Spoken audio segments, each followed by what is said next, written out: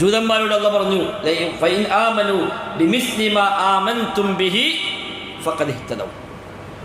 സ്വഹാബിമാരെ, നിങ്ങൾ വിശ്വസിച്ചതുപോലെ അവർ വിശ്വസിക്കുകയാണെങ്കിൽ അവർക്ക് ഹിദായത്തിലാകാം. നിങ്ങൾ വിശ്വസിച്ചതുപോലെ അവർ വിശ്വസിക്കുകയാണെങ്കിൽ ആരാ നിങ്ങൾ? സ്വഹാബിമാർ. അപ്പോൾ സ്വഹാബിമാർ വിശ്വസിച്ചതുപോലെ ആ യഹൂദികൾ വിശ്വസിച്ചാൽ അവർ നേർമാർഗത്തിലാകും. അതിന് മറുവശം എന്താണ്? സ്വഹാബിമാരുടെ വിശ്വാസം ക്ലിയറാണെന്നാണല്ലോ.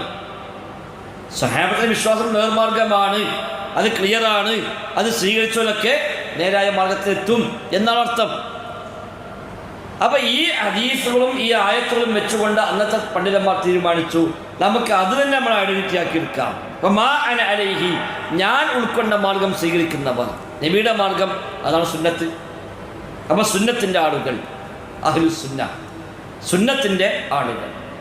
വ അസ്ഹാബി, എൻ്റെ സ്വഹാബിമാർ സ്വീകരിച്ച മാർഗം സ്വീകരിക്കുന്നവർ, അതാണ് വൽ ജമാഅ.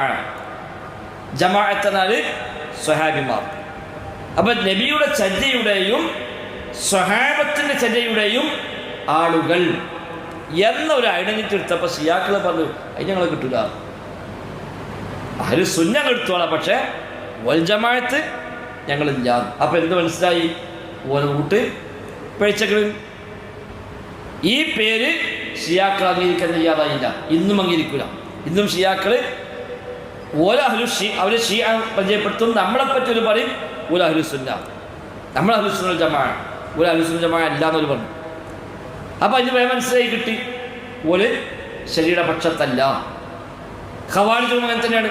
ഖവാരിജുകളും എല്ലാ സ്വഹാബികളും അംഗീകരിക്കുന്നില്ല, പല സ്വഹാബിമാരും കാഫിറാണ് എന്നാണ് ഖവാരിജുകളുടെ വാദം. അലി ഇബ്നു അബീ ത്വാലിബ് അടക്കമുള്ള സ്വഹാബിമാരൊക്കെ കാഫിറായി പോയിട്ടുണ്ട് എന്ന് ഖവാരിജുകൾ വിശ്വസിക്കുന്നു. അതുകൊണ്ട് വൽ ജമാഅ അത് നമ്മളില്ല. അങ്ങനെ എല്ലാ സ്വഹാബത്തിനും കൂടി സ്വീകരിക്കാൻ പറ്റും. ഇന്ന സ്വഹാബികളൊക്കെ മാറ്റി നിർത്തിയത് ബാക്കിയുള്ളതാണെങ്കിൽ ഞങ്ങൾ നോക്കാം. അപ്പോൾ എന്ത് മനസ്സിലായി? ഒരു പഴച്ചോലാണ്.